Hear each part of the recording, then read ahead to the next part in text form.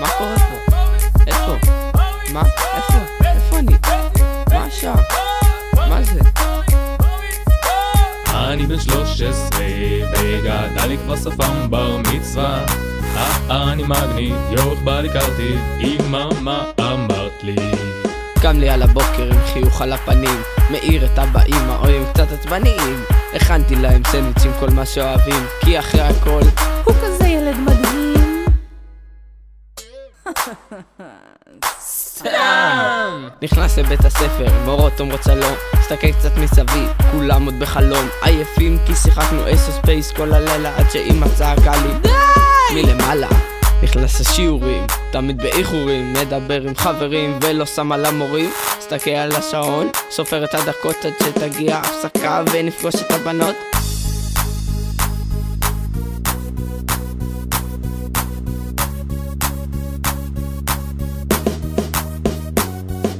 אולי בבית הספר אני לא כזה גאון, אבל תראו אותי אחר כך שולט בצהרון.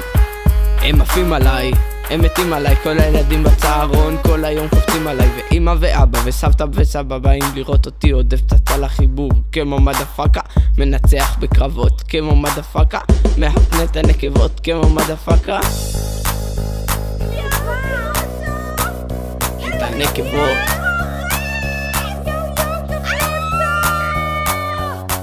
אני בן 13 וגדל לי כבר שפם בר מצווה.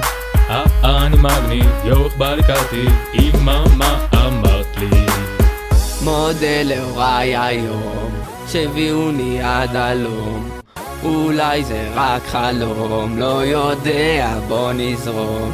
וגם תודה לכם שבאתם, כיף איתכם, אוהב אתכם המון, תצטרפו כבר לפזמון. אני בן 13 וגדל לי כבר שפם בר מצווה. אני מגניב, יורך בא לי קרטיב, אמא מה אמרת לי?